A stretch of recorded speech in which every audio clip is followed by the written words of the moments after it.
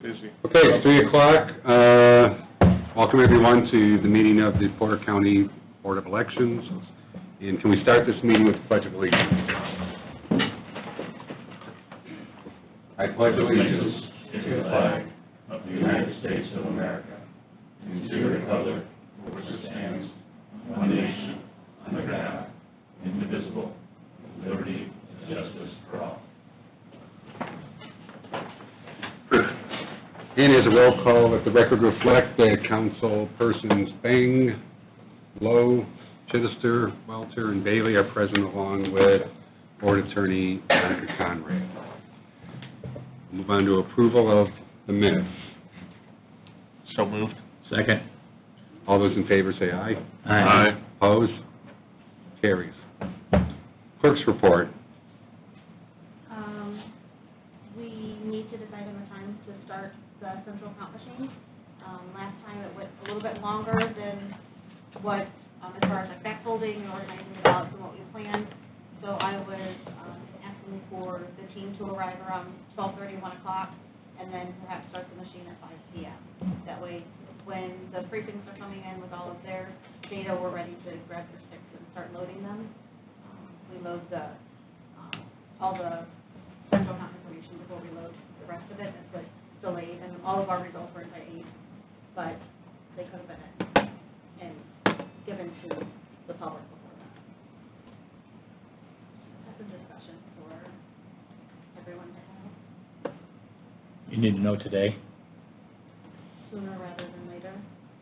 I don't have a problem. I mean, yeah, it's got to get done one way or the other. Yeah. I mean, so the time frame. I mean,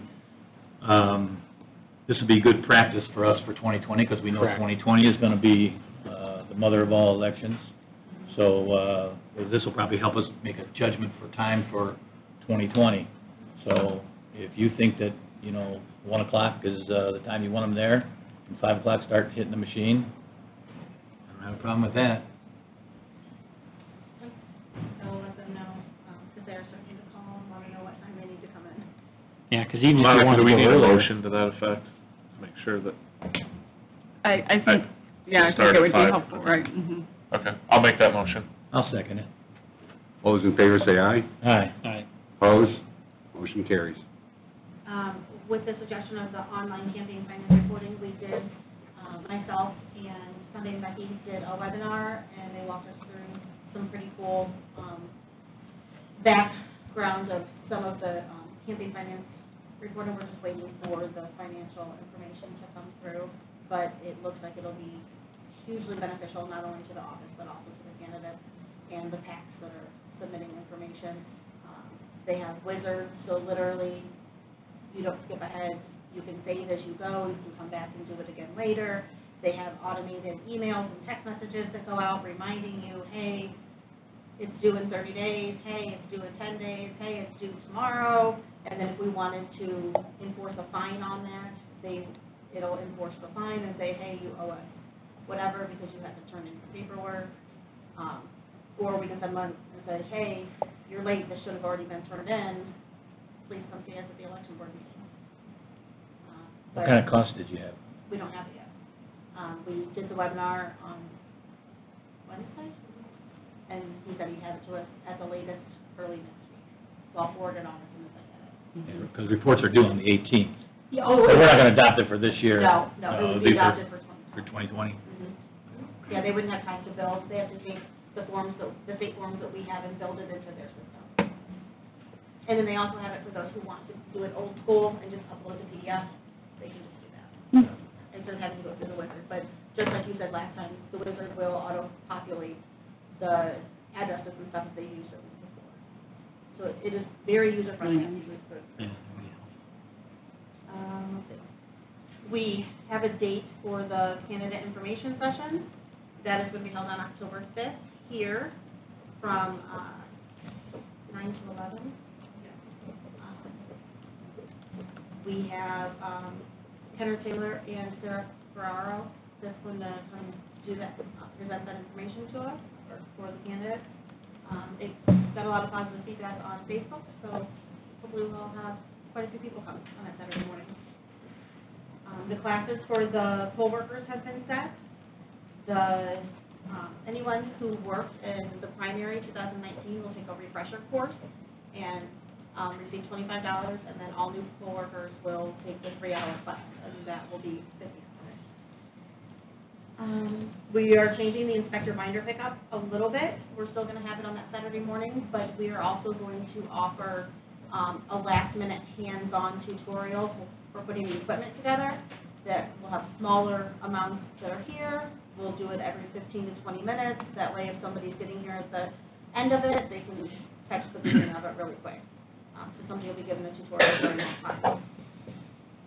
And then we have the town of Ogden Dunes and the town of Couch. I have letters from both of them stating that they're not interested in an election because they have uncontested bases. So we just need to, I don't know if you want to vote to not hold an election, but I have the letters say that they're not interested in one. Yeah, I think you need a motion on that. I'll make that motion.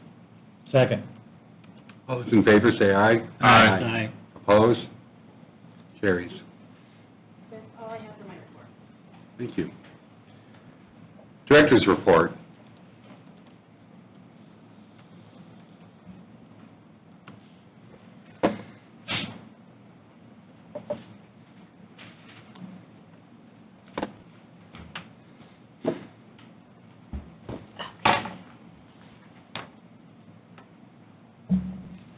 Forgive me, this is my first official time. Okay, so the VLM update was fully completed, and that's all done. Some of the things that we have been working on in the office, we do have 2 part-timers that are right now that are helping us. We had 2018's primary election.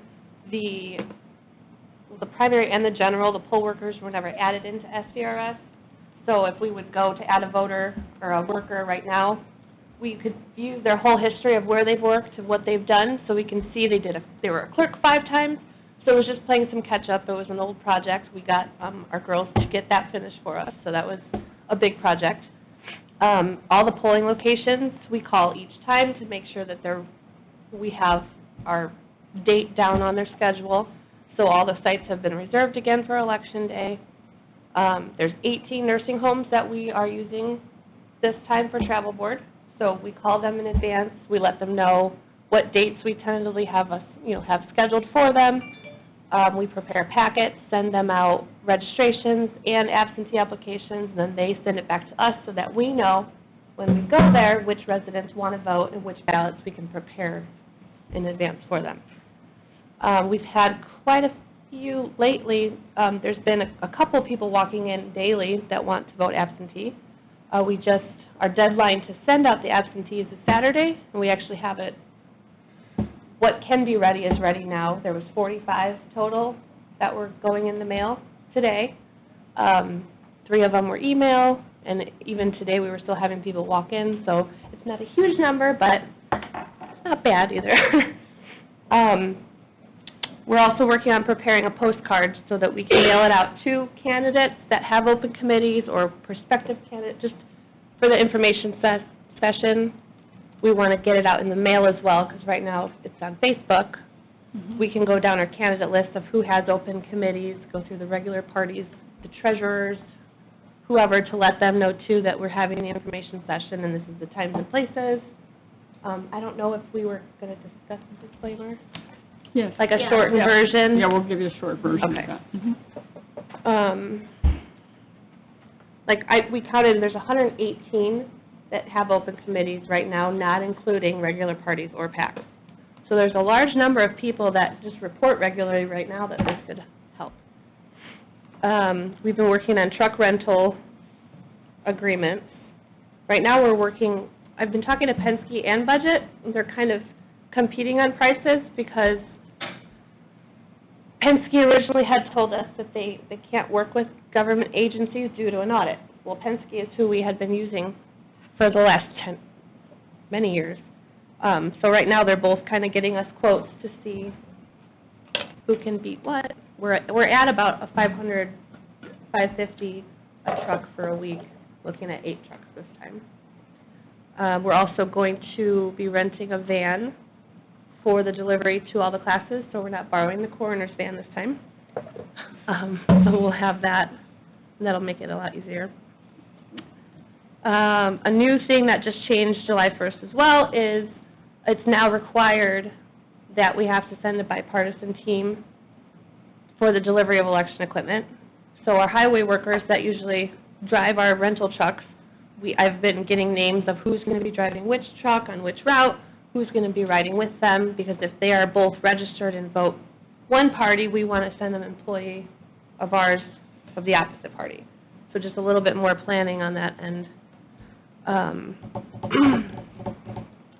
It's also now, something new, is when we deliver the election equipment, we have to actually get the person receiving our equipment to sign a certification saying that we delivered the equipment and that they accepted it. So that's something new, too. So we're going to make another call of a reminder in a week or two to say, hey, we're coming to deliver on this date. Please make sure somebody's available to sign this form.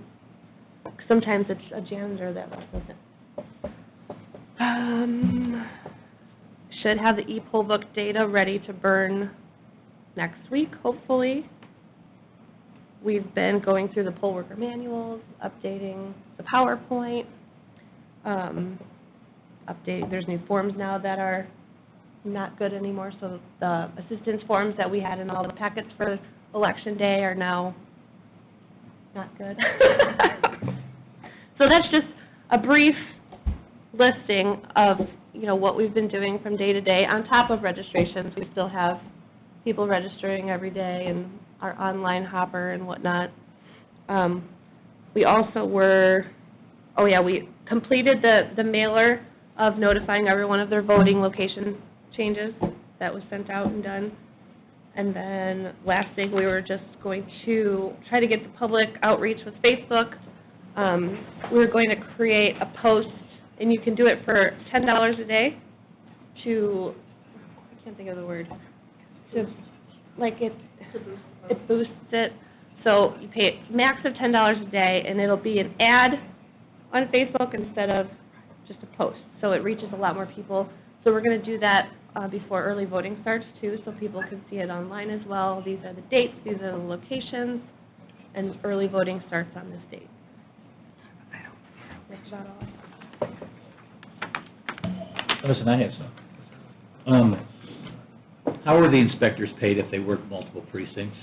So that was a confusion. I believe when the commissioners said it, it's only if there's a precinct like Boone, where there's one board of Boone 2 and 3, and then there's one board of Boone 4 and 5. That inspector for Boone 2 and 3 is just paid for one precinct because we consolidated those boards due to the population. So it's confusing because they're working two precincts, but it was a pre-approved combined board in advance. That extra stipulation was set out if it's somebody at Valpo High School where there's three precincts. There's supposed to be three separate inspectors, but if all three don't show up and one takes on the whole place in the morning, the heat, like last minute, then they would get paid the extra compensation for those two extra precincts. It's not multiple boards, it's not multiple precincts, it's multiple boards. But it was, we had people call, too, about the website, because it was misleading, I guess. They've been calling the auditor and saying, I worked Boone 2 and 3, and I got paid for one precinct. So in the example of Boone, and you got 2, 3, 4, and 5, one inspector, 2 judges, 4 clerks. Since you have 4 clerks, is that inspector going to get paid more? You said multiple boards. If the population, no, that's... Right, because if we vote ahead of time on that combined board, then they would be paid the flat rate. Right. If they're taking on something the day of, where this person didn't show up, can you please step up and take care of both of these boards? So it will only apply as if some inspector doesn't show up, then you get the extra $50. Mm-hmm. Yeah. See, a lot of people were misled. They were under the impression that if they did multiple inspector jobs, they would get $50 each precinct. And I think that was predetermined that we don't have the ability to pay that way. It just the wording was confusing. People don't understand the difference between boards and precincts. They think that we have one board for every precinct, and that's not the case. They just don't understand that the board is based by population, not So you by might precinct. physically have 4 precincts, but your total voters is 1,800, and let's take 20%, 40% turnout. It's still, we're basing it off of putting how many workers could handle the percentage of votes that could potentially show up. There could be a Valpo precinct that's just one precinct by itself that has 2,000 potential voters, so it's very uneven population-wise just due to how the precincts are made, I guess. But, I mean, I look at it as if they're doing multiple work and getting multiple responsibilities, they should be compensated. I mean, to be an inspector for 4 precincts and fill out all that paperwork, and then on Saturday pick up all that equipment and stuff like this, you know what I mean? They're just picking up a binder and a set of keys. Like, that's all that the inspectors picking up on pickup day, whether it's one precinct or... So the suitcases delivered to the precinct has the rope and the banners and everything like that? We just give them the key to get into the equipment when they arrive there. I think it was also discussed, too, that judges typically have more responsibility than they're led on to believe, I guess. So we were talking about it in training, too, enforcing that the 2 judges can go assist the situation. The 2 judges are signing most of the forms that the inspectors are signing, so we're providing extra judges to some of these locations, too, to help with the inspector workload, so that we want to cross-train everyone at class so that they can all potentially help each other, but the judges aren't going to solely just check the IDs. If a voter has a question, they have the authorization to go help that voter. It doesn't have to just be the inspector. So we want to kind of take the weight off the inspector, too. If we're putting one inspector at all of Boone, but I think that's 4 judges, so we're hoping, in the training classes, these judges are their counterpart. Like, they're going to help those inspectors with all their duties as well. So it's not a heavy load on this one person. And the judges should be helping set up the equipment, just like the clerks are all setting up their equipment. It would not be possible for the inspector to set up all the equipment. Right, I understand. But, I mean, you have that meeting the night before, and if at all possible, you should set most of that equipment up that night before. Yeah, for every location that they're able to. Yeah, so everybody's on board, make sure everybody's going to show up on time and where they know and they don't. And you work out your lunch issues and stuff like that. So I don't know, I mean, I'm filling these boards, and I mean, like I said, somewhere down the line, someone was told, they were led to believe that if they did this multiple inspector, that they got this extra $50. I think some of the trainers during the last time also misspoke board for precincts. Like, a lot of people aren't understanding that the board oversees all the precincts. Well, when the commissioners had that meeting, too, it was just outlined and in the paper. This is what you're paid for, these are the amounts. So it had listed in the paper $50 per precinct. It was never really gone into about what qualifies for that. It's not just, there's 3 precincts on my sheet. Well, that's, because we did have quite a few calls, so that made us realize we have to really make sure we word this better in the future. We fixed it on the end of our website, too, listed the different information, and we changed the wording so that it's more clear to not mislead people. So as I'm filling these boards, and I'm talking to these inspectors, and if they're complaining to me, I send them to the commissioners. Have them call the election office, and we'll walk them through. But the commissioners set their pay, correct? They approved it. Yeah. Ultimately, this board sets the pay. Set the pay? But Right, and it they was approved behind it. the fact of it wasn't just how many precinct numbers you're working for. based on board. But if they have multiple precincts, it means that they have more help. So their job should be easier. Yeah, just with clerks. Those are some that have extra judges. Manual Lewis has 4 judges. Yeah, I see that. But yeah, they have extra judges and extra clerks in some of them, and that's a lot more hands to help. Okay. Thank you. Before you go, has the ballot already been put together? Is that ready to be approved? Because we need to certify that, I think, before early vote starts, correct? We approved the ballot. I don't understand. Does the board need to approve the ballots? I think in the past we've done that. We did in May. I don't recall. I thought there was, didn't you guys approve the ballot early in the, like in February or March? Yeah, we did the primary. We did the primary, We I did the think. primary ballot. So I would think we do the same for the I fall. don't remember sending the ballots to anyone before. I mean, we can send them. Mhm. Because I think we do. I think we have to have that certified, just for us to review, make sure all the candidates are listed properly. Yeah, I can email. Okay. But do we just want to go ahead and do that now? I don't think they have Is it that. set at this I mean- point, or are we not ready to do that? We have them proofed where the three of us have each looked over every candidate and every party and the spelling and the punctuation and whatnot, so there's proof copies versus, to cross-check off of a list of candidates. I just don't remember providing it or how we provided it before. Yeah, I don't remember providing it in the primary.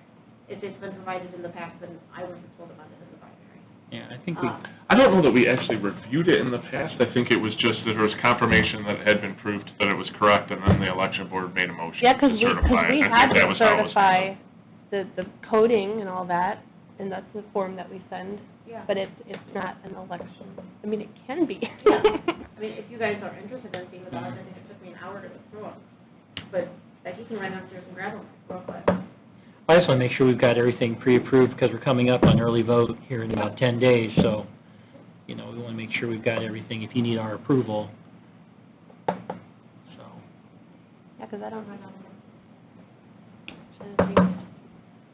you don't have anything Hmm?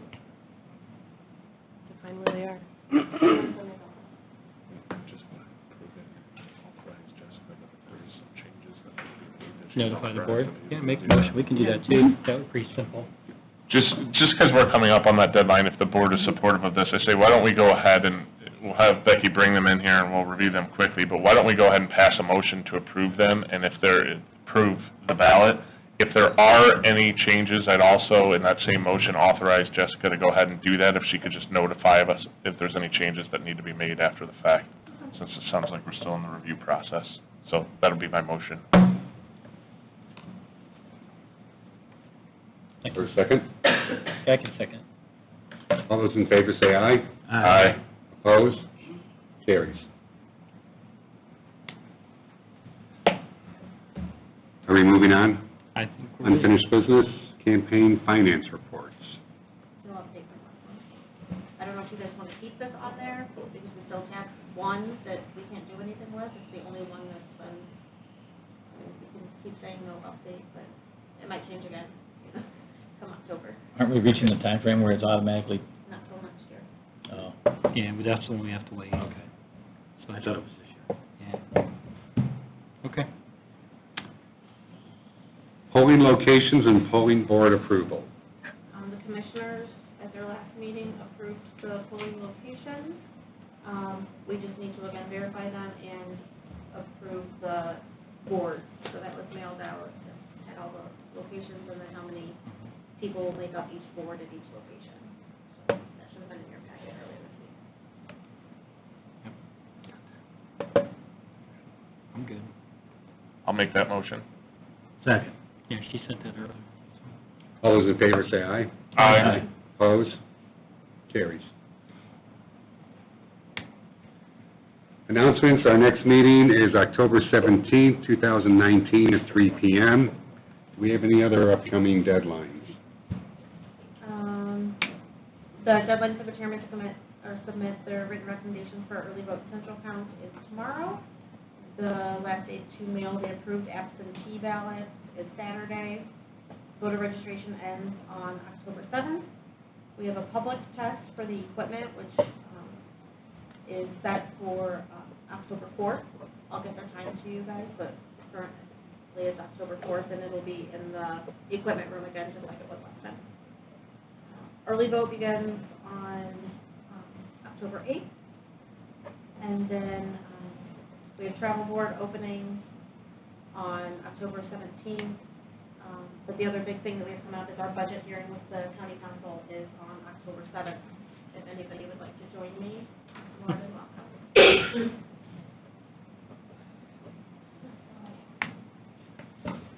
Other business? Is there any public comment at this time?